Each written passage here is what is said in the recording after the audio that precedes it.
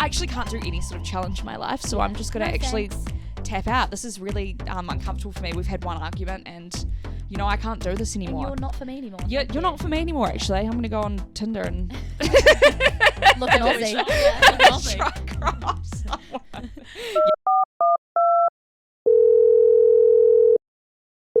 Yo, last night was f***ing crazy. Oi, I have so much to tell you guys. Come over right now for a debrief. It's time for a debrief with Clara, Ella and Jade. Take one. Hello everyone and welcome to the first episode of Debrief. I'm Clara. I'm Ella. And I'm Jade. And this is one of 5 episodes for our New Zealand Broadcasting School project. We're going to be covering dating, breakups and relationship attachment styles today. So it's going to be a good one. I think we're all experts here on this topic. Yeah, well, actually, I did think about this, and I was like, what puts, 3 girls apart? Like, how are we not just 3, basic girls talking about this? Like, what gives us, the ability to talk about such heavy topics? And I searched up what an expert is, and an expert, more generally, is a person with extensive knowledge or ability based on research, experience, or occupation in a particular area. And I would say we have the experience to be talking about this. So therefore, experts. We are experts, Maybe we should change the Debrief Instagram bio to 3 experts. Yeah. Because, we are. Here we experts. We are. Yeah, we may as well just jump right in.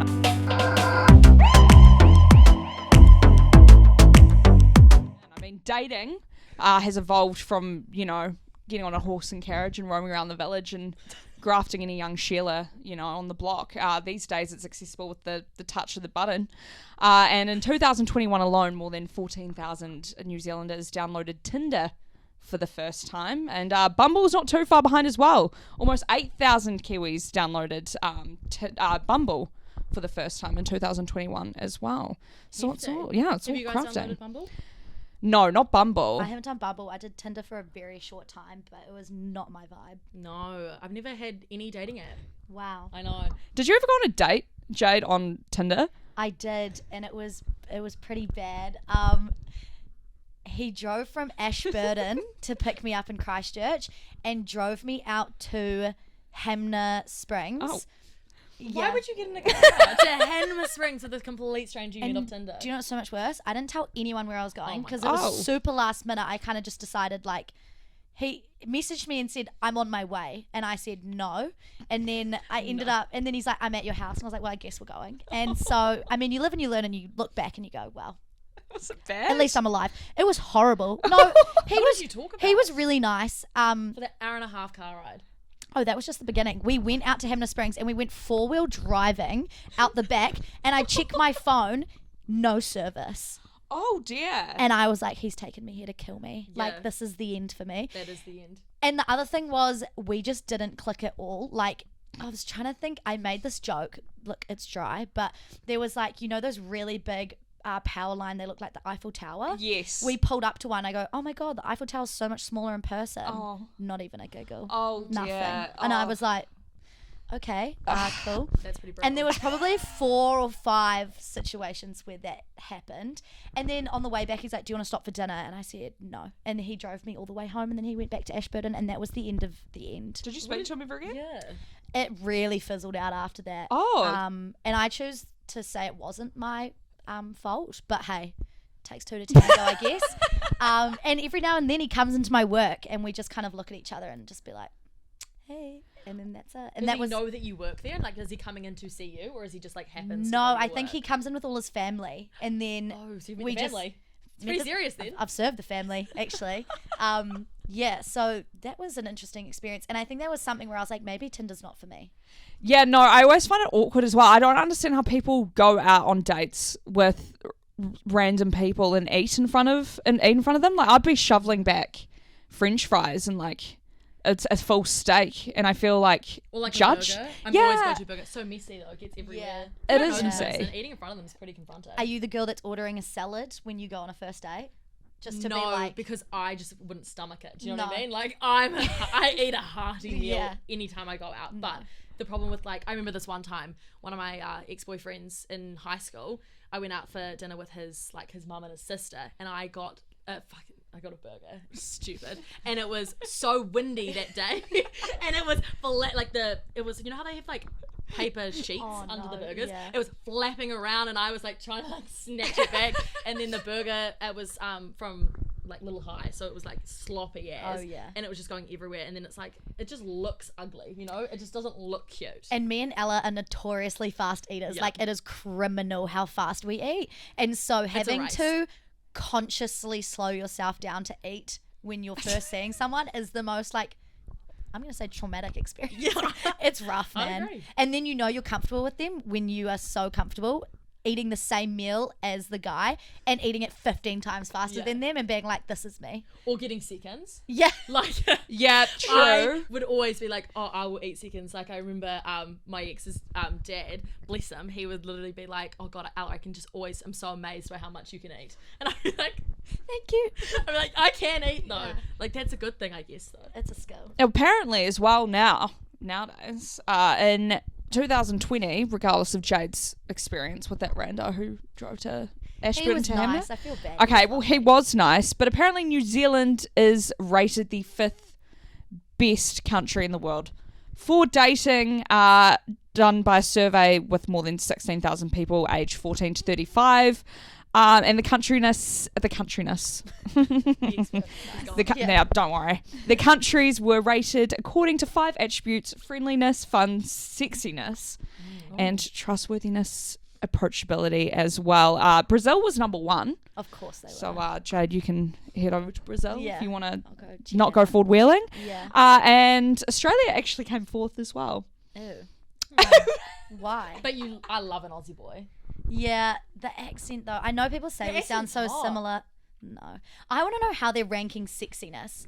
Like, how can they decide that something I is think sexy? they would, the survey would ask how attractive people find Kiwi girls and Kiwi guys. So Oh, ranking right. 5th, yeah, ranking 5th though, not That's terrible. not pretty bad. good. That It's is not a Put that bad on your innings. CV. Jeez. I'm pretty impressed with us, to be honest, guys. And another thing as well, new trends are beginning to emerge on Bumble. Very random. There's one called guardrailing, which to me kind of takes on a questionable meaning at first when you hear it. But apparently it's because people nowadays are so sick of getting, to these dates and then getting ghosted and getting, We always fucked hear the over. horror stories. Like, Yeah. I feel like getting ghosted on a first date would be so humbling. So humbling. So bad. And like the Has it restaurant ever happened to people, you guys? no. No, neither. Thank God. I wouldn't be able, I don't think I'd recover. I've seen it at work once where there was a guy and he sat down, he'd made a booking, table for 2, and he was sitting there and he goes, oh, she's on her way. And I was like, cool, like got him some water, got him a drink. Then he was there for about 45 minutes, nearly an hour. And I was like, are you okay? And he was like, yeah, got some fries, just to like, because he was getting hungry. And then after, I think nearly 2 hours, he paid for his chips and left. And I didn't say anything to him. I just said, I really hope you enjoyed everything. And he was just like, thanks. Like, it was so... I nearly wanted to sit down and have dinner with him. should've. Like, yeah, on my break, just bring my staff meal over. Move over.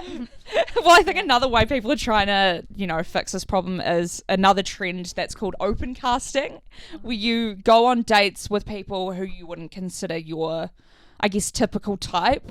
I guess to see how well it would go for you, because I'm sure a lot of people who just strictly go in what they think their MO is will usually, if you're getting fucked around as well, may as well branch out and see how it goes. I'd be interested to see how well that goes for people as well. It's true though, because I feel like if you're dating constantly the same sort of person or a person who looks the same and it keeps, you keep breaking up, maybe you should Yeah, change up. and maybe what you're just saying. mix it up, especially if you got douchebags as your type. Yeah, Yeah. exactly. We're probably And going to investigate. I feel like that's the other thing with like Tinder. It's you can't really understand a person from 4 photos and a bio. And like, to be honest, guys' bios are normally so like, trashy is the wrong word, but like they just say the most ridiculous thing, like 6'1" and those are 2 different measurements, and it's like, am I gonna swipe right on that? No. You could be the most awesome guy just trying to be funny, and I'm gonna think you're a dick and like swipe left. So I feel like open casting's a good idea, because maybe I would swipe right on him just to be like, Maybe he's just trying to be funny. But also the photos do say a lot. Like if there's a guy holding like a big fish, you're kind of like, oh, you know, he's compensating for something.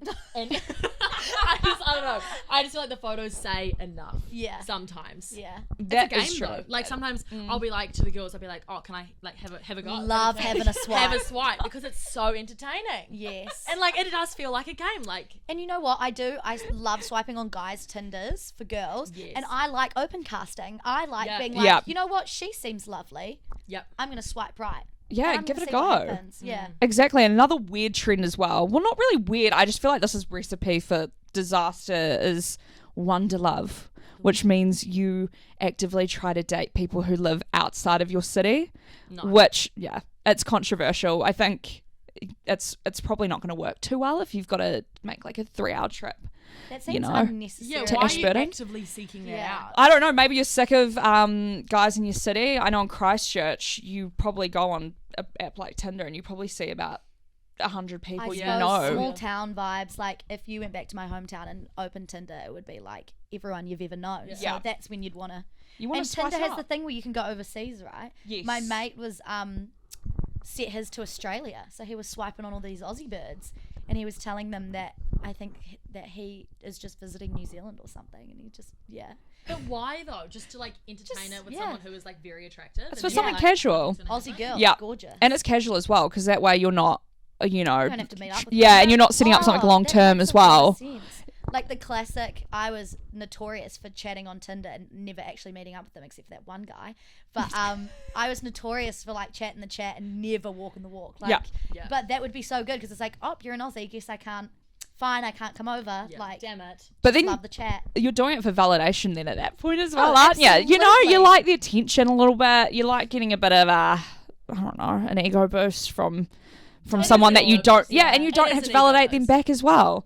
Another weird trend, well, not a weird trend, this is like a red flag to me as well, but it's also not because it depends how much time you've left it. There's a dating renaissance on Bumble at the moment as well, where 1 in 3 of people in Bumble have entered a marriage or a serious relationship in the last 2 years, which is even more prevalent in Australia as well. That's fine, obviously, if you've gotten out of a long-term relationship and you've healed from it.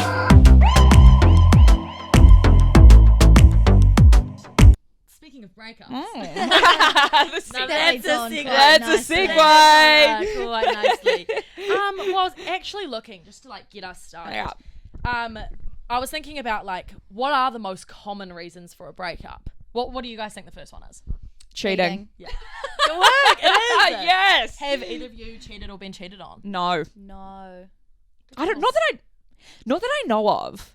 But That's like, the scary thing. You never know. you never know. And I feel like I've been in one relationship, so like not great, a lot of information to go off. But I feel like But you're an expert. But absolutely, yeah. It's always the guys you least expect. Like, you know, Yeah. the guys who have the girlfriends for long term and they're so lovely, and then suddenly you're like somewhere with them and they try and make a move on you, and it's like, Yeah. Yeah. where has this come from? It's always so shocking. Yeah, it's always the ones that are punching. in the Which makes- relationship. yeah, Shit, yeah. if I'm being honest. You've made them think that they're all that, and Yeah. now they're ready to take on the world. Yeah, so cheating is number one. Number Nice. 2, lack of effort. Ooh. That's Which fair. makes a lot of sense because I Yeah. feel like that does happen, and I also feel like that happens with like when you start to get used to someone, or you just start not putting in as much effort as Yeah. you should be. Getting comfortable. And then the third one is fading feelings, which I think is a reason people do put in lack of effort. Because, Yeah. their feelings are fading.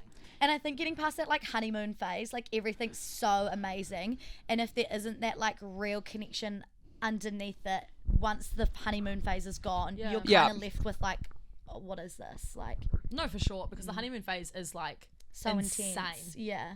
I think the worst part as well is I think once the honeymoon phase is over, there's nothing worse than people who just, when things get harder, just like, oh, I'll just leave. You know, like yeah. I actually can't do any sort of challenge in my life, so I'm just going to No actually thanks. tap out. This is really uncomfortable for me. We've had one argument and, you know, I can't do this And anymore. you're not for me anymore. You're Thank you. not for me anymore, actually. I'm going to go on Tinder and Looking Aussie. try across someone. Do actually, I've got some techniques to help you Oh. get over Oh. a breakup. I have been journaling. You've been telling me to I have journal. been telling everyone to journal because I my brother has always been super into journaling, and I've always like given it a go, but it's never really been good. Like I've never really been good at it. I've more just like written a few things down, forgotten about it for a month, come back to it, written a few things down, and I only would journal if shit was like awful. You know what I mean? Yeah. But now I've got into like a habit of journaling when things are good and when things are bad, and that has been like key. Like, yeah, so I will write about any message I've wanted to send to that person. Yeah. So I've been like writing like, because sometimes you don't need to actually message them. And Jade, what is it? What if? Sometimes what ifs are better than the answers. Exactly. So you don't need to reply. So you write the message you want to send down, how big or small it is, and then it just doesn't seem as big once it's written down in front of you. Of course, and then you can think about it before actually sending it. Yeah. Because the worst thing is to Always give it a day. always give it a day. Never just message out of a Yeah. whim. That is the stupidest thing, especially if you've done no contact. And especially because not only are you sending them a message and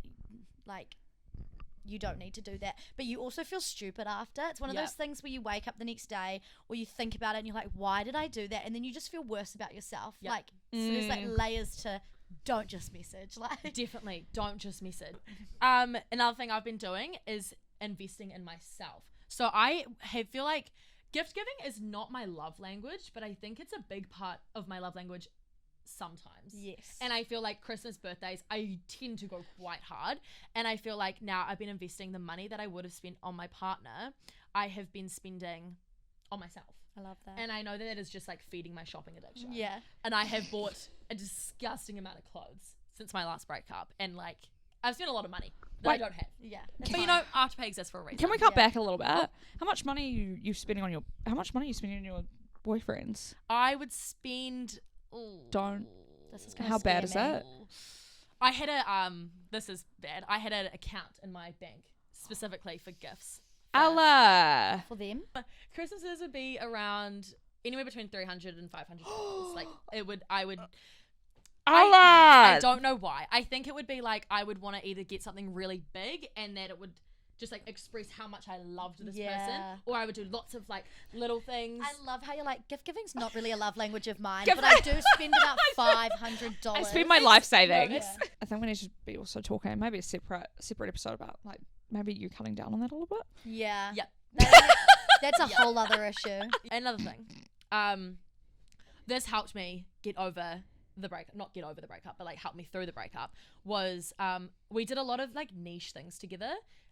And I was like really scared the first time. Even I know this is not niche, this is super like cliche and like everyone does this. I was gonna say, what do you categorize as niche? No, but I was gonna say like go to like Time Zone or go to That's You're so quirky. That's not niche. I'm so quirky. That's me when I was like, 15. Or like watching the planes or like, you know, little things like that. Okay, the things that you and him would do together is to do them with your friends. So like watching the planes or like going to certain restaurants, like because there's certain restaurants I'd only go with him. Do that with friends, create a new memory.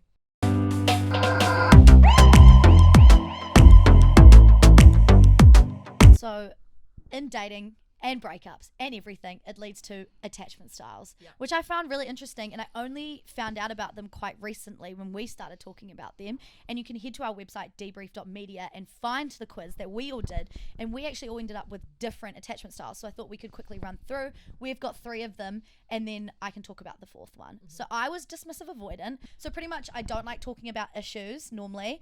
I tend to, if there's a problem, shut away from it and ignore it. And I can also be extremely independent, and I hate relying on other people, and I hate being a nuisance. Even if it's in a relationship and there's an issue, I almost don't want to bring it up because that creates an unnecessary issue, and I would rather just dismiss it and avoid it. Yeah, see, I'm anxious. Yeah. I'm anxiously attached, and I think it's pretty obvious. I'm quite an anxious person through and through, so it makes sense that that would be my attachment style. And basically, I have codependency issues, I would say, in relationships. I was secure attachment style, which is Imagine. Nice. yeah, Imagine it's that. the best one. But I have been in a relationship for 3 years that has been incredibly like healthy and helpful for me. So I'm very big on talking through issues and things like that, things that we have problems with. So that helps as well. That probably comes from my parents, though. I live in a household where if there's a problem, you have to communicate it, which I love. You know, we love that. We think, well, I think as well, that's just you can't just let things fester, because when things fester, guess what? They boil over. That's interesting you said it comes from your parents, because experts coming in did some research. Attachment styles have been around since the 1940s, and a psychologist called John Bowlby initially looked at the attachment between infants and mothers. So they put some babies in a room with their mums, and then they took them away, and they looked at how the kid reacts when the mother comes back into the room. So a secure baby will be upset when their mother leaves, but then fine when their mum comes back, happy to see them, that's all good.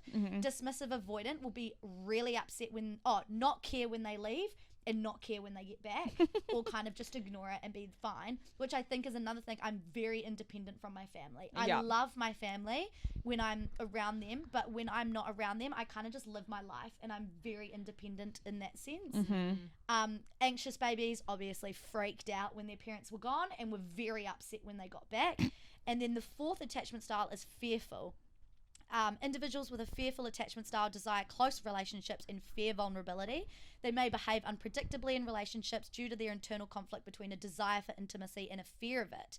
So that's a whole other one. And I looked up the best matches. So obviously your best match is going to be a secure person with a secure person. I mean, that's just happy days. It's really, golden. But it said that secure people with any of the other ones is a good one. But a bad match, well, not necessarily a bad match, but a dismissive person with an anxious person is really bad, because obviously an anxious person needs reassuring and needs you to back them up, where a dismissive person ignores it. So then you get the fight for, they want more attention, which pushes them further away, and then it just ends up being like a cycle of grabbing and pushing each other away. Do you reckon as well, like, if you're a secure person but you date someone who is dismissive avoidant, do you think that can turn you into an anxious person, like, massively? If you're dating someone who just is like, oh, like, I'm not gonna, I'll tell you I love you on special occasions, and I won't get you anything nice. If you're secure because your last relationship was also secure, and maybe they were giving you that reassurance, and that is why you were so secure. So you came into this one being like, I know I'm loved, but then them not telling you that maybe you would second guess yourself a little bit. One thing I'm doing to work on it in new relationships is being very aware that I'm dismissive avoidant, and being very open and honest from the beginning, because I can get very caught up in trying to ignore issues and not lying, but more just not telling them fully how I'm feeling or what's going on, and then they kind of have no idea what's happening. So I'm really trying to be very open and honest with how I'm feeling, even if it's hard, because I really struggle to have those conversations. But the sooner you have it, the easier and better it is. And I think learning that, and that's a cool thing about knowing your attachment style.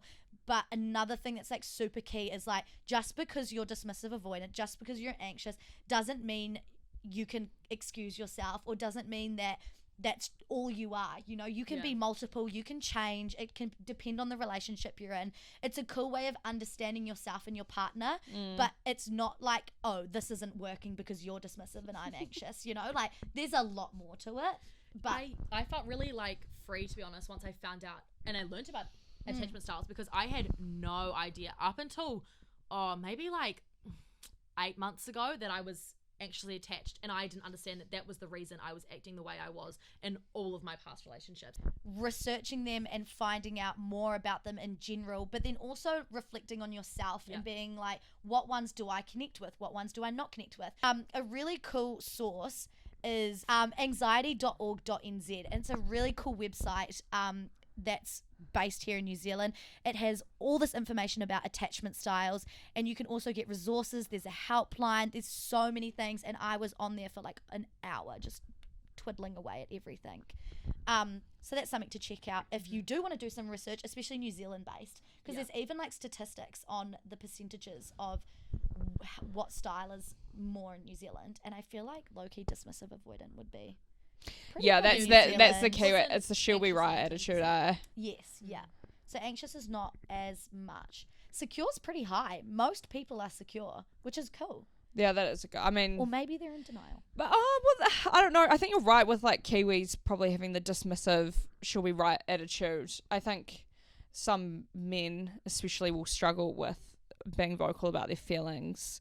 But ultimately at the end of the day, I think communication is key in all aspects of those relationship styles as well. If you are an anxious person, just communicating that you need a little bit of extra validation for what reason. If you are dismissive, just acknowledging that, you know, I actually need to be helpful. I actually need to be a good partner, because with the dismissive part as well, I think when you let things fester and then you end up fighting with someone and being like, well, you did this like 10 months ago and I haven't forgotten about it ever since, then it's just, what are you doing? I think we also can Let's wrap it up. Ladies, what do we think? First episode.